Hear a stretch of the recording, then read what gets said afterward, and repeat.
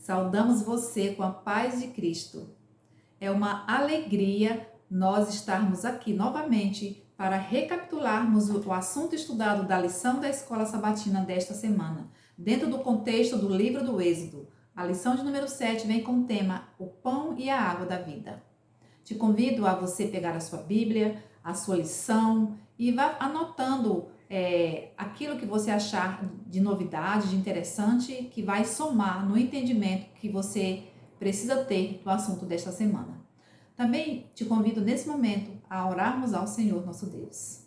Querido Pai, obrigada por este momento estarmos na Tua presença, onde estamos com a Tua palavra aberta para estudarmos e ouvirmos a Tua voz. Venha ser o nosso instrutor para nos trazer entendimento e compreensão da Tua palavra, em nome de Jesus. Oramos também por cada pessoa deste canal, pelas necessidades que eles irão colocar aqui, das suas famílias, pedidos pessoais, pedido por saúde. Pai, o Senhor é o nosso Deus, que ouve e vê, e nós confiamos e entregamos tudo em Tuas mãos, em nome de Jesus. Amém. Meu irmão, meu querido, minha irmã, minha querida, você já está inscrito no canal? Se você ainda não se inscreveu, já comece. Inscreva aí. Ative o sininho para receber as próximas notificações do canal. E convido ainda você a compartilhar este conteúdo com outras pessoas, para que eles venham conhecer um pouquinho mais da palavra do Senhor, através da nossa ação de levar Jesus ao mundo, através dessas mensagens. A lição de número 7, o pão e a água da vida. A imagem traz um ponto de interrogação e outros. Uma seta, uma mesa com uma palavra, respostas, e o pão e uma jarra de água.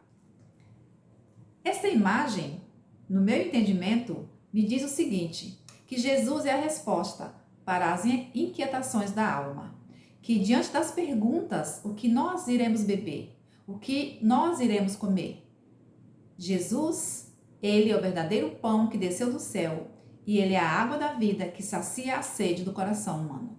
O verso para memorizar está em Êxodo 16, versos 28 a 30 e diz assim: Então o Senhor disse a Moisés: Até quando vocês recusarão a guardar os meus mandamentos e as minhas leis? Vejam, o Senhor deu a vocês o sábado. Por isso, Ele, no sexto dia, lhes dá alimento para 2 dias. Cada um fique onde está. Ninguém saia do seu lugar no 7º dia. Assim o povo descansou no 7º dia. O trecho de Êxodo, dos capítulos 15, do verso 22 até o capítulo 18, verso 27, descreve a jornada do povo de Israel até o Sinai. Eles passariam por obstáculos. Como iriam reagir? Para nossa reflexão, deixo alguns questionamentos. Você consegue enxergar Deus quando a doença afeta a sua vida? Quando a morte chega em sua casa? Quando falta o pão na sua mesa? Você consegue enxergar Deus quando o divórcio é uma realidade? Você consegue enxergar Deus quando o desemprego insiste? Você consegue enxergar Deus quando um filho seu insiste em práticas erradas que machucam o seu coração? Você consegue enxergar Deus? Se você não tem conseguido enxergar Deus, é possível que você esteja caminhando na jornada da ingratidão e incredulidade que os nossos antepassados percorreram. Em nossa jornada para casa, nem sempre o caminho será só de alegrias. De vez em quando, meus queridos irmãos e irmãs, nós teremos algumas paradas no deserto. Deus nos permite estacionar por um tempo para que possamos deixar aquilo que está nos impedindo de sermos realmente como Deus deseja que nós sejamos. Deus vai nos lapidando nessas paradas no deserto, a fim de que nós deixemos quem nós somos para trás, para nós vivermos mais daquele de quem nós somos, para nós vivermos mais daquele a quem nós pertencemos. A lição de domingo está com o título Águas Amargas. Do Mar Vermelho, as tribos de Israel partiram guiadas pela coluna de nuvem. O cenário ao redor era deprimente. Montanhas áridas, planícies estéreis e atrás o mar estendendo-se ao longe estavam com as praias repletas de corpos dos egípcios que haviam morrido. Os israelitas estavam caminhando alegres por causa do grande livramento que o Senhor tinha operado em favor deles. Eles seguiam em sua marcha para a terra prometida. Imagino a alegria, eu imagino o contentamento, eu imagino a esperança que estava em seus corações. É assim que nós temos andado também para o nosso lar, com os nossos corações transbordando de alegria, de esperança. A pergunta de número 1 está em Êxodo 15, dos versos 22 a 27. Depois de cruzar o Mar Vermelho, em que contexto o primeiro milagre foi realizado? Deus levou Israel ao deserto de Sur e caminharam por 3 dias. De repente, a reserva de água que eles tinham levado acabou e começaram então a sentir os efeitos da sede. Você já sentiu sede alguma vez? E não tinha água para você beber? Eu não passei por essa experiência ainda não, mas quando a gente está com muita sede, a gente tem tanto desejo de tomar água que a melhor coisa naquele momento para a gente é a água. Eu imagino que foi assim que os israelitas estavam se sentindo nesse momento. A água é uma das necessidades básicas do ser humano, da vida. Sem ela, nós sobrevivemos por alguns dias somente. E quando se está no deserto e não se vê saída alguma, quando está no deserto com sede e não se vê um poço, uma torneira, água para você saciar sua sede. No entanto, Moisés sabia que as fontes que eles estavam prestes a avistar não eram águas boas.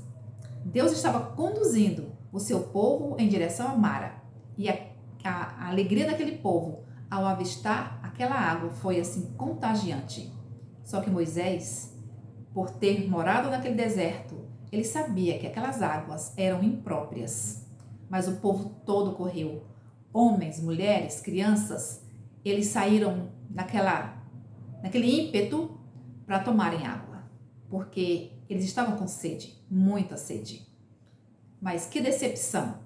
As águas eram amargas. Sua fé, então, foi testada logo a seguir. Viraram-se para Moisés e perguntaram: o que vamos beber? O povo começou a murmurar contra Deus, contra Moisés. Só que, na verdade, a gente sabe que eles murmuravam era contra o Deus Criador do céu e da terra. Quando o povo reclamou, quando o povo murmurou, Moisés clamou ao Senhor. Era isso que os filhos de Israel, tão recentemente libertos, deveriam ter feito. Deus ouviu a oração de Moisés. O Senhor ordenou que Moisés jogasse um pedaço de madeira na água amarga. Assim a água foi curada, quando Moisés seguiu as instruções do Senhor. Muitas vezes nós precisamos ser curados também. E só precisamos seguir as instruções de Deus, como Ele nos pede. De Mara, o povo viajou para Elim, onde encontrou 12 fontes de água e 70 palmeiras. Nesse lugar agradável, o povo permaneceu por vários dias. O plano de Satanás para nos tentar é sempre o mesmo. Enquanto tudo é prosperidade, as pessoas acham que possuem fé, mas quando vem o sofrimento, a tragédia ou o desapontamento, perdem o ânimo, perdem a fé. A fé que depende das circunstâncias ou do ambiente, que só vive quando tudo corre bem, não é fé genuína. A aplicação desta lição para nós é: vemos nessa história um episódio de crise, mas nós também vemos a solução. Aprendemos que diante de uma crise a solução é a dependência do Senhor e não a incredulidade. Daqui nós aprendemos que águas amargas Deus tem permitido a gente beber às vezes para testar a nossa fé, para permitir a nossa dependência dele. Qual tem sido a nossa reação? Temos confiado, clamado a Deus ou murmurado contra ele? Temos demonstrado fé ou a falta da fé? Temos permitido crescer nessa experiência com ele ou nos afastado, enfraquecido na fé? Às vezes, quando os problemas vêm, A tendência humana é se isolar, se afastar de Deus. Mas Deus quer que nós nos acheguemos a Ele em toda e qualquer situação. Segunda-feira. A lição de segunda-feira: codornizes e maná. Depois de um mês da saída do povo de Israel do Egito, os israelitas acamparam no deserto de Sim. Eles saíram do deserto de Sur e foram para Sim. Qual foi a causa da murmuração dos israelitas e o que aconteceu depois? Êxodo 16. Suas providências de alimento começaram a se esgotar. Lá na falta de água, eles realmente ficaram sem água. Agora aqui a provisão de alimento estava acabando, mas ainda não tinha acabado. A fome parecia estar à sua frente, mas ainda não estavam sentindo fome. Eles ainda não haviam sentido a dor da fome. Tinham comida para as suas necessidades imediatas, mas temiam pelo futuro. Eles sofriam por antecipação. Às vezes, nós também agimos assim. Nós nos preocupamos com o amanhã. E o Senhor diz que basta a cada dia o seu próprio mal. Eles começaram a falar para Moisés, vocês nos trouxeram a este deserto, a fim de matarem de fome toda esta multidão. O povo reclamou da falta de comida. Os filhos de Israel pareciam ter um coração incrédulo. Não estavam dispostos a suportar as dificuldades no deserto. Quando o obstáculo aparecia, a fé deles falhava. É assim conosco também? Seguimos esses passos? Tenhamos cuidado. Deus permitiu que eles passassem por dificuldades para que seus corações se voltassem para Ele. Não é diferente conosco. Devemos nos lembrar com gratidão os feitos de Deus em nossas vidas e não duvidar do seu amor por nós. Deus respondeu misericordiosamente à reclamação das pessoas que se queixavam de não ter carne e outros alimentos que tinham desfrutado no Egito. Em resposta, o Senhor prometeu que lhes daria pão do céu e também codornizes. Com a dádiva do maná, Deus ensinou os israelitas a observar e a viver o sábado. A cada semana, durante os 40 anos de permanência deles no deserto, 4 milagres ocorreram para ensinar a eles sobre a santidade do sábado. Primeiro, o maná caía do céu todos os dias. O maná caía do céu todos os dias, menos no sábado. Se alguém colhesse para mais de um dia durante a semana de trabalho, no dia seguinte, esse maná estaria estragado. Deus provê as nossas necessidades diárias. Devemos confiar na sua providência diária para nossas vidas. Terceiro ponto. O maná caía em porção dobrada toda sexta-feira, o dia da preparação. Deus é quem providencia aquilo de que nós precisamos. 4. O maná coletado na sexta-feira não estragava, permanecia pronto para o consumo no sábado. Nós aprendemos que Deus supre todas as nossas necessidades. Aprendemos que somos completamente dependentes do Senhor. O maná conecta ao sábado, o sábado do descanso.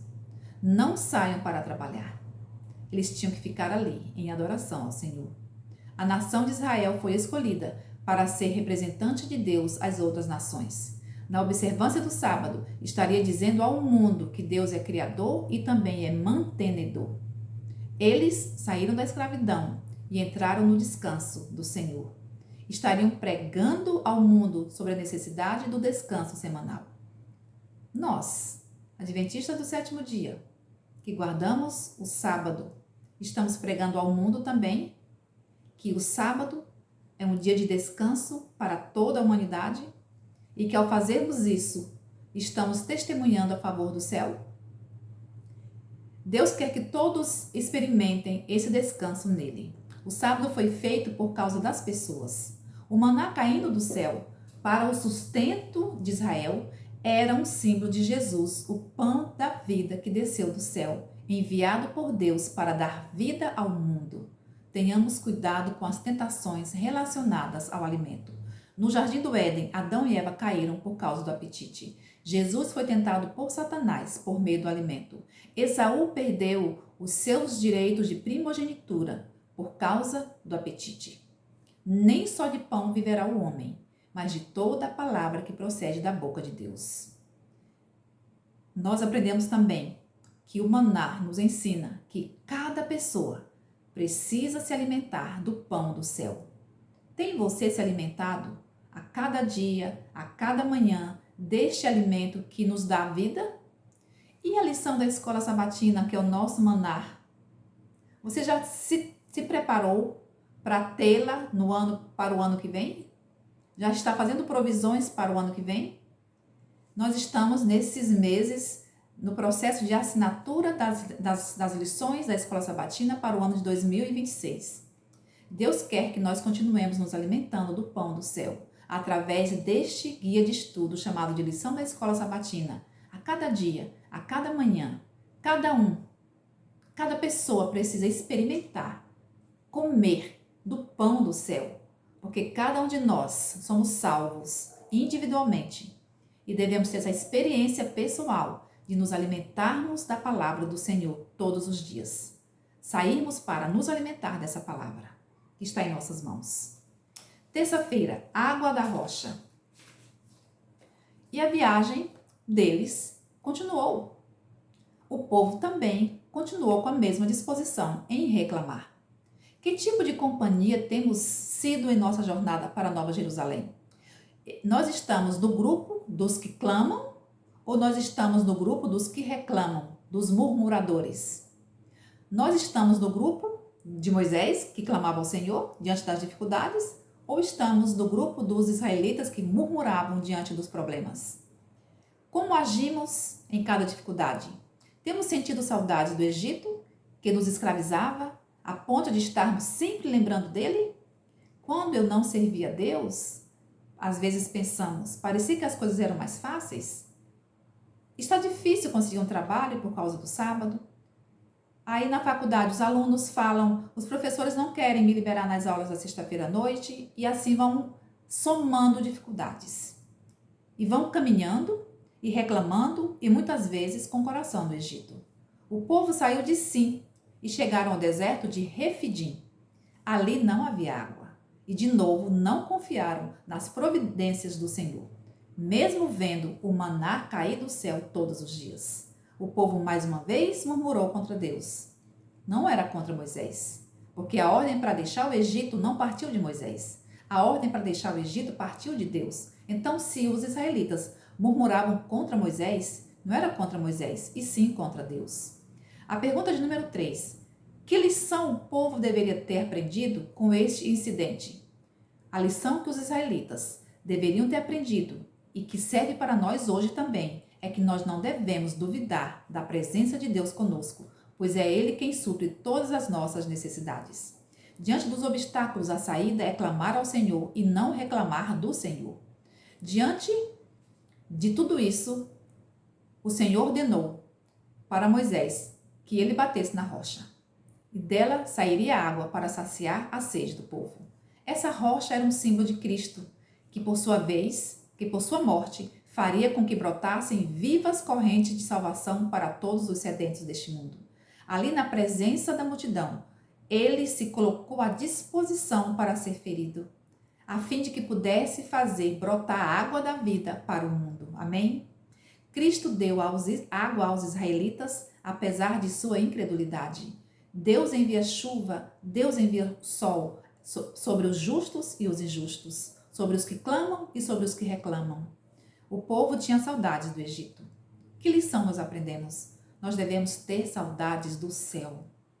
Devemos ter saudades do lar que nós estamos caminhando para chegar lá, do lugar para o qual estamos indo morar, e não ter saudade da terra de escravidão que vivemos. Hoje essa água viva continua disponível a todos os sedentos. Hoje existem muitas pessoas sedentas, procurando satisfazer a sua alma em coisas vãs. Cristo continua convidando a bebermos da fonte que sacia a sede da alma. A lição de quarta-feira vai falar sobre Jetro. Depois que Jetro ouviu do maravilhoso livramento dos israelitas do Egito, visitou Moisés no deserto, trazendo de volta a família de Moisés. Êxodo 18 conta essa história. E nesta história temos pontos importantes, etapas importantes da história da nação que aconteceram nesse momento. Primeiro, Jetro visitou os israelitas. Quando ele visitou a nação ali de Israel, né, o povo de Israel, Moisés narrou ao seu sogro tudo que o Senhor havia feito a Faraó e aos egípcios por amor de Israel, e todas as aflições que enfrentaram no Egito e como o Senhor os havia livrado. Ele contou todas as maravilhas do Senhor. O que nós temos contado para as pessoas que vêm até nós saber do Deus a quem servimos. Aqui nós aprendemos que devemos contar as bênçãos do Senhor em nossas vidas e de como Deus tem cuidado de nós, para que as pessoas se alegrem e exaltem o Deus do céu em reconhecimento a quem Ele é e faz por nós, e queiram também conhecer quem é esse Deus. Outra coisa que foi narrado foi que Jetro aprendeu sobre o verdadeiro Deus.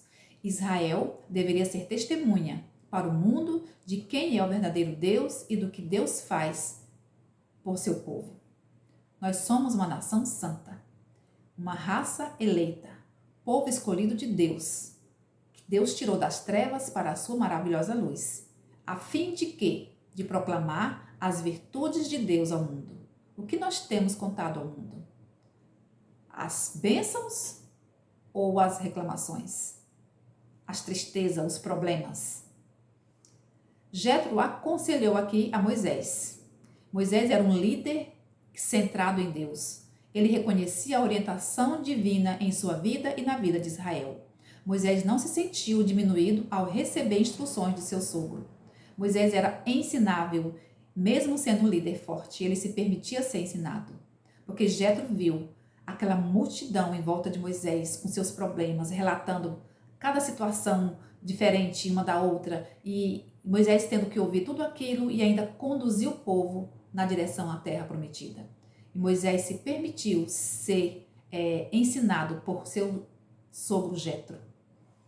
Moisés precisava aprender a delegar responsabilidades para tornar o seu trabalho mais fácil. Tanto que no trabalho de Deus, os departamentos existem para facilitar de forma organizada o trabalho da obra do Senhor, na igreja e em consequência também no mundo. A lição de quinta-feira vai falar sobre o pão e a água da vida. A pergunta 5, Coríntios 10, 11. Segundo Paulo, por que esses acontecimentos foram registrados nas Escrituras Sagradas? O que está escrito na Bíblia está escrito para o nosso ensino. Esses acontecimentos foram escritos para nos servir de exemplo e advertências, já que vivemos no tempo do fim. Ali, os israelitas estavam saindo da escravidão para a terra prometida. Nós também estamos em direção a Canaã celestial.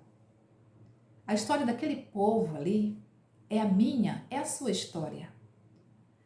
As fases de incredulidade, de perguntas, de inquietações, também nós passamos por elas. Mas, indo para Nova Jerusalém, nós precisamos mudar o nosso comportamento, já que nós temos o exemplo dos nossos antepassados. Assim como os israelitas em sua jornada passaram por dificuldades, provações, nós também passamos. Não tem sido uma jornada fácil. Do mesmo modo que o Senhor supriu os israelitas de água e pão em toda a sua caminhada, Ele também tem suprido todas as nossas necessidades. Acontece que, assim como o povo de Israel reclamava, murmurava diante das dificuldades, muitos de nós agimos da mesma forma. E isso não é agradável a Deus. Isso entristece o coração de Deus, porque nós vemos a história deles escrita na Bíblia e agimos às vezes muito pior. A murmuração, o descontentamento, a desconfiança é uma demonstração de falta de fé em Deus e na sua provisão. O Senhor caminhava com eles naquela coluna de nuvem e de fogo. Hoje o Senhor também caminha conosco. Eis que estou com vocês todos os dias, até a consumação dos séculos. Por que o medo? Por que a dúvida? Por que a falta de fé?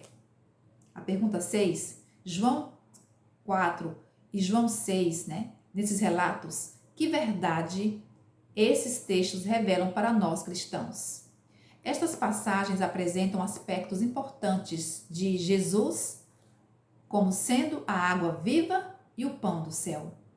No aspecto físico, como o maná no deserto, Jesus era o pão do céu e a água da rocha era a dádiva de Cristo para saciar a sede de seu povo. Considerações do livro O Desejado de Todas as Nações.